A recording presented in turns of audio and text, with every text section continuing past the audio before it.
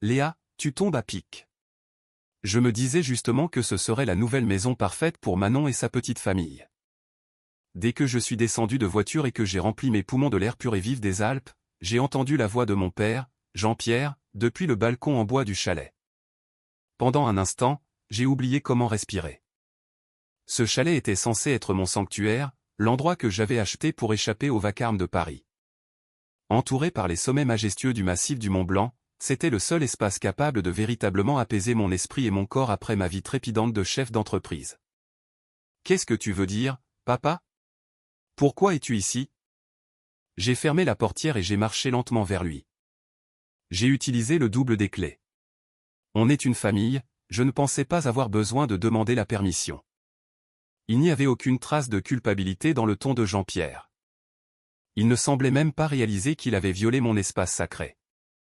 Le double des clés quand j'avais acheté cette maison, ma mère m'avait supplié de lui en donner un, au cas où, en cas d'urgence, et j'avais cédé. Je regrette cet acte de sympathie et de faiblesse depuis ce jour-là. C'est ma résidence secondaire. Qu'est-ce que tu racontes en disant que c'est la nouvelle maison de Manon ? C'est une plaisanterie. Jean-Pierre m'a regardé comme s'il essayait de faire la leçon à une enfant têtue. Pourquoi es-tu si coincée, Léa ? L'air est frais ici, la nature est généreuse. Il n'y a pas de meilleur endroit pour que les enfants de Manon grandissent. Il ne montrait aucun signe de honte, pas même l'ombre d'un doute sur le fait qu'une discussion préalable aurait été appropriée. Il parlait comme s'il était tout à fait naturel que ma propriété appartienne à la famille et qu'en tant que patriarche, il ait le droit de décider de son usage.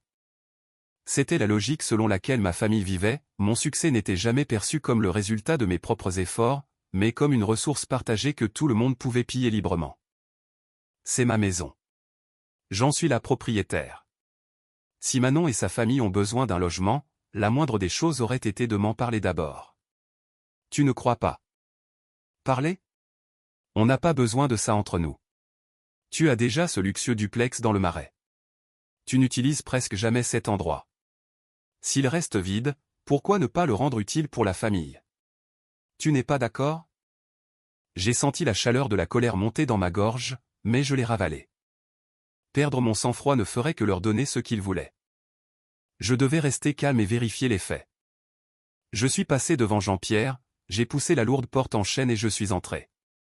J'ai immédiatement remarqué quelque chose d'étrange, une fine couche de poussière blanche recouvrait le parquet en noyer que j'avais choisi avec tant de soin.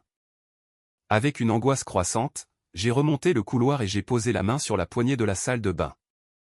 Ce qui s'est étalé devant moi était un espace hideux qui ne ressemblait en rien à la salle de bain dont je me souvenais. Les pierres naturelles au ton chaud et le meuble en bois massif qui dégageait une odeur de forêt avaient disparu.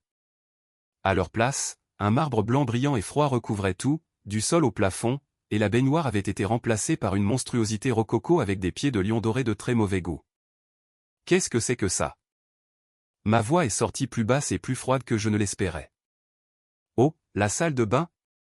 Manon a dit qu'elle adorait ce style un peu château. C'est joli, non ? A lancé Jean-Pierre fièrement derrière moi. Je n'ai pas répondu. À la place, j'ai ouvert la porte de la chambre adjacente. Là aussi, la pièce était méconnaissable.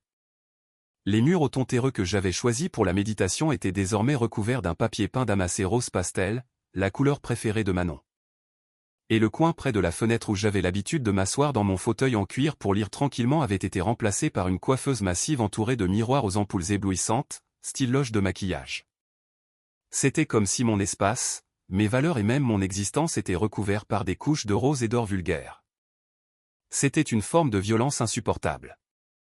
C'est magnifique, n'est-ce pas ? C'est tellement le style de Manon. Je me suis retourné lentement, me forçant à paraître calme.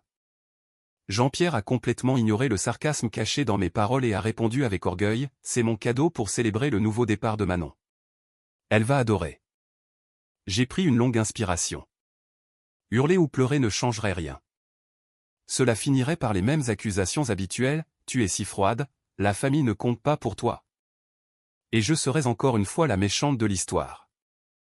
Des années d'expérience me l'avaient appris. Qu'est-ce qu'il y a, Léa ? Pourquoi tu ne dis rien ? Mon cadeau pour Manon ne te plaît pas ? Je lui ai tourné le dos pour faire face à la coiffeuse géante. Le visage qui me fixait dans le miroir semblait incroyablement serein. Papa, annule ces travaux et remets tout en état. Mais de quoi tu parles, Léa? C'est presque fini. Manon attend ça avec impatience. Je parlerai à Manon moi-même. C'est ma maison. Je ne la donne à personne. À travers le miroir, j'ai vu le visage de Jean-Pierre virer au rouge de colère. Comment oses-tu parler comme ça à ton père? Quand es-tu devenu une personne aussi insensible? Ces mots ne m'atteignaient plus. J'ai sorti mon smartphone de ma poche et j'ai composé un numéro. Bonjour, c'est l'entreprise de rénovation? Ici Léa Parker, la propriétaire du chalet. Oui, je suis sur place. Je suis navré, mais je vous demande d'arrêter tous les travaux immédiatement. À compter d'aujourd'hui. Après avoir raccroché, un silence de plomb s'est installé entre mon père et moi. Sur son visage, il n'y avait plus seulement de la colère, mais une réelle confusion. Il n'avait jamais imaginé que la fille obéissante qu'il connaissait irait aussi loin. Sans lui accorder un regard de plus, je suis monté dans ma voiture. En m'éloignant, je me disais que ce n'était plus seulement de l'égoïsme, c'était une violation impardonnable de ma propriété, de mon temps et de ma paix intérieure. S'il continuait ainsi, il finirait par tout dévorer. Il fallait que cela cesse pour qu'il se prenne enfin en charge, et surtout pour que je récupère ma dignité. Je ne supporterai plus cette exploitation égoïste menée au nom des liens du sang. Ma tranquillité ne pouvait se construire que sur cette décision inébranlable. Le fait que j'ai annulé unilatéralement la rénovation du chalet est vite arrivé aux oreilles du reste de la famille par mon père. J'ai reçu plusieurs messages vocaux de ma mère et des dizaines de SMS hystériques de Manon disant « Qu'est-ce que tu essaies de faire ?» Mais je les ai tous ignorés. 3 jours plus tard, j'étais assise à mon bureau, fixant une liste étalée devant moi. L'en-tête indiquait « Liste du patrimoine immobilier ». C'étaient les propriétés détenues par ma société. En face de moi siégeait mon avocat, Maître Julien Durand. Il examinait la liste d'un œil aiguisé et a dit d'une voix posée « La liste est exacte, Léa. » J'ai vérifié chaque acte notarié. La propriété de tous ces biens est entièrement au nom de votre holding. Légalement, rien ne s'oppose à votre démarche. Merci, Julien. Vous êtes efficace, comme toujours. C'est mon métier, a-t-il répondu en haussant les épaules avant de glisser une autre pile de documents au centre de la table. Et voici le projet final du courrier pour votre famille. J'ai pris les papiers. Chaque page portait les noms dactylographiés de mon père, de ma mère, de mon frère et de ma sœur. Ce n'était pas juste une pile de documents, c'était un scalpel chirurgical destiné à trancher le lien toxique qui m'unissait à eux. Un plan que Julien et moi avions orchestré avec soin. Vous êtes sûr de vous? Pour la première fois, il ne parlait pas en tant qu'avocat, mais en tant qu'ami. Une fois ces lettres envoyées, il n'y aura plus de retour en arrière possible. Ils risquent de vous en vouloir pour le restant de leurs jours. J'avais accepté cela depuis longtemps. Ce que je craignais, ce n'était pas leur haine, c'était de laisser leur dépendance consumer ma vie jusqu'au jour où je finisse par les détester totalement. Je devais mettre fin à tout ça avant d'en arriver là. J'ai regardé Julien et j'ai parlé clairement, je n'ai plus aucun doute. Très bien, a-t-il dit en se levant. Alors nous les enverrons demain matin. Chacun recevra sa copie le jour suivant. À ces mots, j'ai fermé les yeux en silence. 2 jours plus tard, mon téléphone s'est mis à sonner bruyamment. La première lettre avait probablement atteint la maison de mes parents en banlieue parisienne. Le nom affiché sur l'écran était celui de ma mère. J'ai pris une profonde inspiration et j'ai décroché. Allô, Léa? S'il te plaît, aide-nous. Le cri presque hystérique de ma mère a jailli du haut-parleur. Je l'entendais sangloter de manière incontrôlée à l'autre bout du fil. On a reçu une lettre d'un avocat. Ça dit qu'on doit quitter la maison d'ici 30 jours. Tu es au courant de ça, n'est-ce pas? Elle avait raison. Avec Julien, j'avais envoyé une mise en demeure de quitter les lieux. S'il ne s'exécutait pas, une procédure d'expulsion serait lancée. Une procédure tout à fait standard. Ma mère croyait encore que j'avais le pouvoir d'annuler tout ça. Répondant à son attente, j'ai parlé doucement mais fermement, « Maman, il n'y a pas d'erreur. La vie signifie exactement ce qu'il dit. » Quoi? Mais qu'est-ce qui se passe? Qu'est-ce qu'on est censé faire? Calme-toi. Ce n'est pas quelque chose qui s'explique au téléphone. J'ai gardé ma voix basse et stable pour la sortir de sa panique. Ce dimanche à 14 h, tout le monde doit se réunir à la maison. Papa, Lucas et Manon. Dis-leur bien. J'expliquerai tout à ce moment-là. Tu veux dire qu'on fait un conseil de famille? Oui, parce que c'est une affaire de famille. Mon ton ne laissait aucune place à la discussion. Après un silence, elle a murmuré « D'accord », et l'appel a pris fin. Mon téléphone n'a pas arrêté de sonner ensuite les appels de mon frère et de ma sœur, mais j'ai ignoré chacun d'entre eux. Pendant les jours qui ont suivi, j'ai coupé tout contact. J'ai continué à voir Julien pour préparer calmement la suite. Et le dimanche fatidique est arrivé. Juste avant l'heure prévue, je me suis garé devant la maison de mes parents. Quand j'ai ouvert la porte, le salon était plongé dans un silence lourd et étouffant. Jean-Pierre se tenait près de la cheminée, les bras croisés, et ma mère était assise sur un coin du canapé, un mouchoir pressé contre les yeux. Lucas faisait les 100 pas, visiblement irrité, tandis que Manon était assise à côté de son mari, me lançant un regard noir et craintif. Leurs yeux étaient remplis d'un mélange d'accusation, de confusion et de peur. On dirait que tout le monde est là. À peine avais-je prononcé ces mots que Lucas a explosé. « Léa, bordel, qu'est-ce qui se passe? C'est quoi cette lettre? Et c'est quoi cette société Azur Patrimoine? » Calme-toi, Lucas, a dit Jean-Pierre d'un ton grave en intervenant. Léa a dit qu'elle expliquerait tout. Écoutons-la d'abord. Il semblait encore croire que j'étais venu pour arranger les choses. Cette illusion allait voler en éclats. J'ai sorti plusieurs documents de mon sac et je les ai posés un par un sur la table basse. Le titre de propriété de cette maison. Celui de la maison de Lucas. Et celui de l'appartement de Manon à Boulogne. Sur chacun d'eux, le nom du propriétaire était le même, Azur Gestion Patrimoine. Commençons par les faits. J'ai regardé chacun d'eux dans les yeux et j'ai repris calmement, les endroits que vous appelez vos maisons depuis toutes ces années appartiennent en réalité à ma société de gestion de patrimoine depuis 8 ans. Un silence de plomb est retombé sur le salon. Il semblait lutter pour traiter l'information. Dans mon esprit, les événements d'il y a 8 ans sont revenus avec précision. C'était à l'époque où les séquelles de la crise financière marquaient encore l'immobilier. Jean-Pierre, aveuglé par sa propre philosophie selon laquelle un investisseur avisé agit pendant la crise, avait investi chaque centime de sa fortune dans des placements immobiliers risqués. Son plan était imprudent, un pari dangereux. Et comme prévu, la réalité l'avait rattrapé. L'économie s'était dégradée et les intérêts de ses emprunts avaient explosé. À l'époque, j'étais totalement absorbé par mon entreprise naissante, mais je ne pouvais ignorer la voix de ma mère qui s'assombrissait de semaine en semaine au téléphone. Bien sûr, ils savaient que je réussissais. Ils savaient que j'avais créé ma boîte et accumulé de l'argent, mais ils ignoraient l'étendue réelle de mes actifs, et je n'avais aucune intention de leur dire. Ils avaient toujours cette croyance tacite que « Léa nous aidera », bien sûr. Puis un jour, ma mère m'a appelé pour me dire que les dettes de la société de mon père avaient atteint un stade critique et que toute leur propriété allait être saisie. Je ne pouvais pas les abandonner. Peu importe ce qui s'était passé, ils restaient ma famille. Mais leur donner de l'argent sans condition était exclu. Cela n'aurait fait qu'entretenir leur indiscipline financière. Ce dont ils avaient besoin, ce n'était pas d'un sauvetage, mais d'une réforme structurelle. Alors, avec maître Julien Durand, j'ai conçu un plan. D'abord, j'ai créé une nouvelle société, Azur Patrimoine. Mon nom n'apparaissait nulle part sur les documents officiels. Julien gérait tout en tant que mandataire. Par le biais de cette société, nous avons racheté toutes les propriétés de Jean-Pierre ainsi que ses dettes. De cette façon, tout le socle familial, la maison de banlieue que mon père allait perdre, la résidence de Lucas à Versailles et l'appartement de Manon devenaient légalement la propriété de ma société.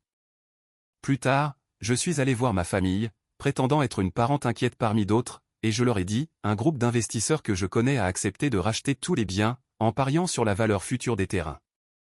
Cependant, comme le propriétaire change, vous devrez payer un petit loyer pour rester. La famille était ravie de pouvoir continuer sa vie pour une fraction du coût réel et ils ont vite signé les contrats. Mais le loyer dérisoire qu'ils payaient couvrait à peine les taxes foncières et les assurances. Les coûts énormes d'entretien, la réfection des toitures, la plomberie, l'entretien des jardins étaient secrètement pris en charge par ma société, le véritable propriétaire. Quelques semaines plus tard, Jean-Pierre m'avait appelé, « Léa, on s'en sort pour le loyer, mais le quotidien est difficile. Les frais de scolarité des enfants de Manon, les soins de ta mère. Tu fais partie de la famille, tu pourrais peut-être nous aider un peu. Exactement comme je l'avais prévu. J'ai accepté, mais à une seule condition, d'accord, mais c'est moi qui gère l'argent. Je verserai une somme fixe chaque mois sur votre compte pour les frais courants. Vous devrez faire avec. Ils ont accepté. Ils payaient donc un loyer à mon groupe d'investisseurs, tout en recevant de ma part une somme équivalente pour vivre. En d'autres termes, ils vivaient gratuitement grâce à un filet de sécurité invisible que j'avais créé. Et ils sont devenus de plus en plus exigeants. 8 ans de logement gratuit, une vie construite sur mon sacrifice. Pourtant, dans l'esprit de mon père, tout cela était devenu un droit acquis. Et maintenant, ils avaient essayé de s'approprier mon propre sanctuaire à la montagne sans même me consulter. J'avais atteint ma limite. Cette relation tordue, cette chaîne sans fin d'exploitation devait s'arrêter. C'est pour cela qu'avec l'aide de Julien, j'ai exécuté ce plan. Le premier à rompre le silence fut Lucas. Il regardait alternativement les titres de propriété et mon visage, puis il a dit d'une voix incrédule, « Attends une seconde, Léa. Ta société de gestion. Ne me dis pas que ce groupe d'investisseurs dont tu parlais, c'était toi depuis le début ?» Il n'y avait pas encore de colère dans sa voix, juste de la confusion. « C'est ça. Il y a 8 ans, j'ai racheté toutes vos dettes et chaque propriété. Pendant 8 ans, vous avez vécu dans mes maisons, rien de plus. » Quoi? Jean-Pierre a eu du mal à articuler. Alors le loyer qu'on payait chaque mois. Oui, cet argent retournait directement sur le compte de ma société. À ces mots, la confusion de Lucas s'est transformée en fureur. Il a frappé la table du poing, « Tu te fous de nous. Tout ça n'était qu'une immense arnaque. Tu nous as trompés et tu as volé le patrimoine familial sous notre nez. » Volé, ai-je répété calmement.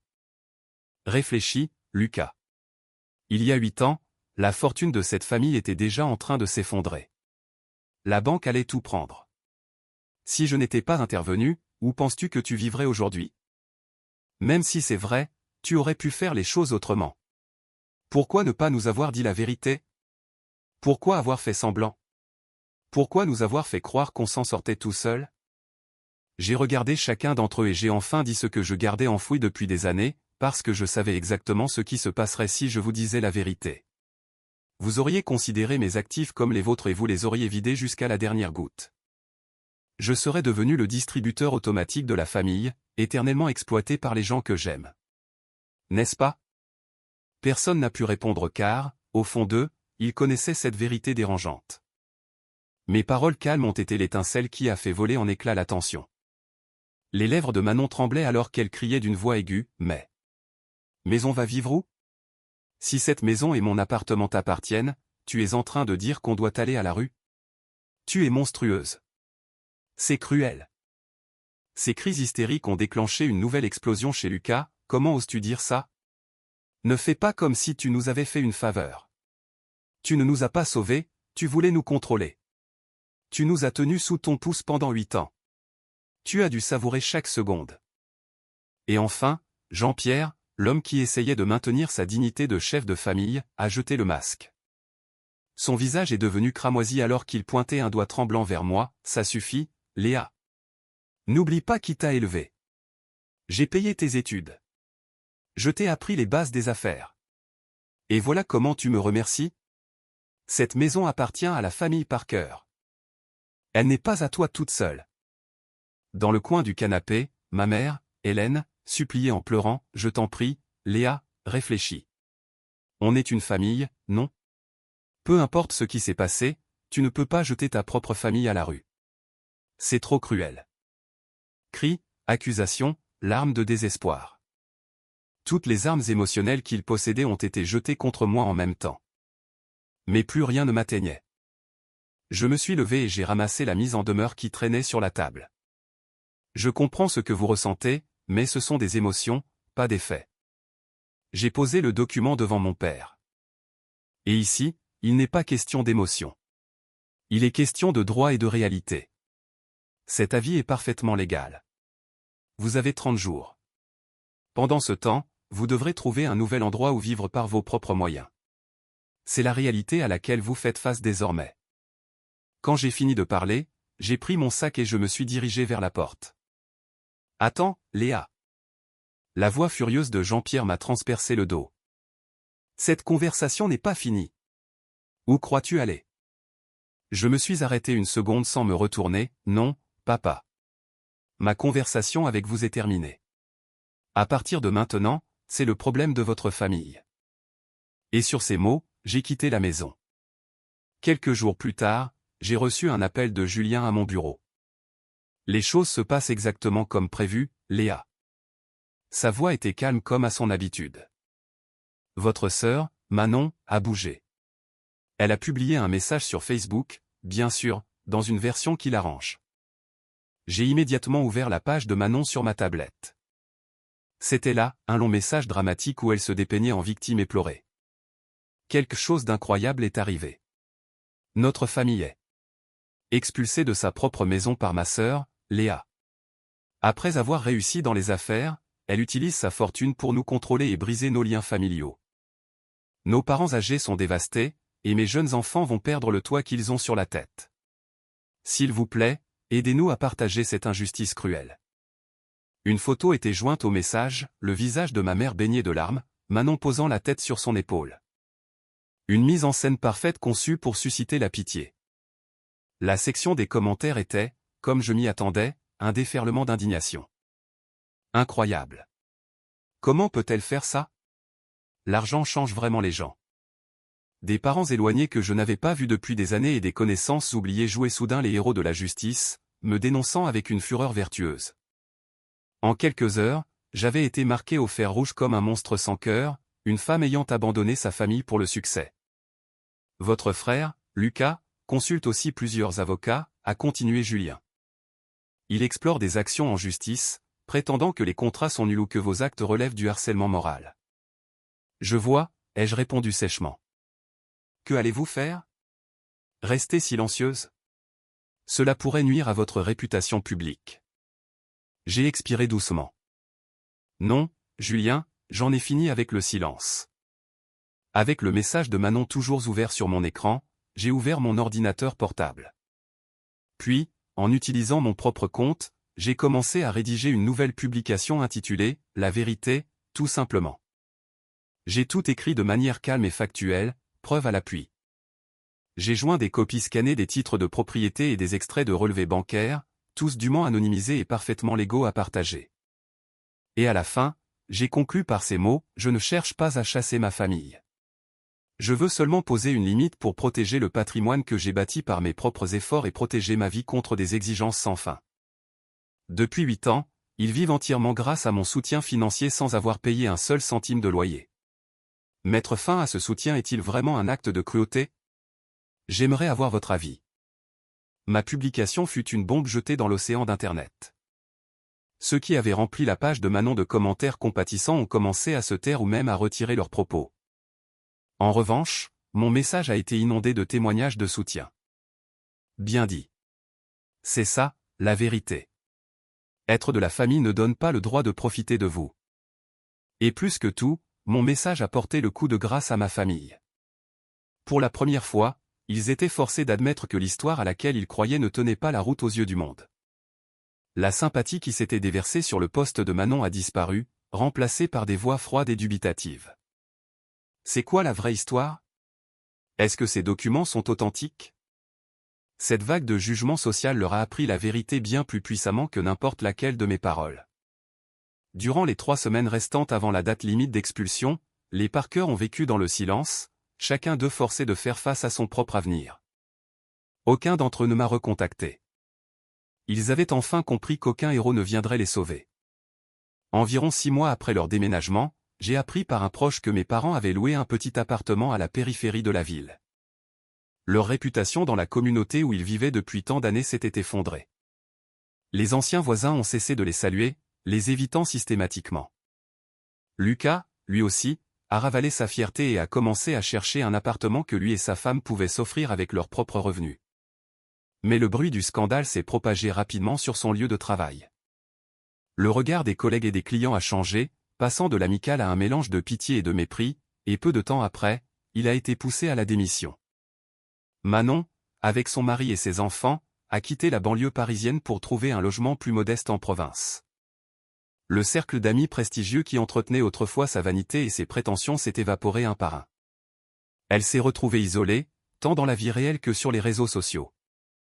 Ils ont tous perdu leur public, cette société qui entretenait leur orgueil et leurs illusions. Ce règlement de compte social a parlé plus fort que tout ce que j'aurais pu dire, leur enseignant le poids de leurs propres erreurs.